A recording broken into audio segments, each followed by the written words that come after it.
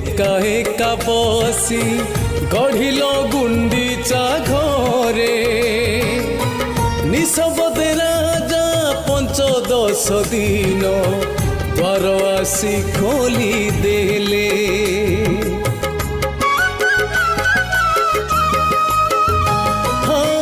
विश्वास तुटिला निश्वास एकरे दिय हेले दर गढ़ा स्वयं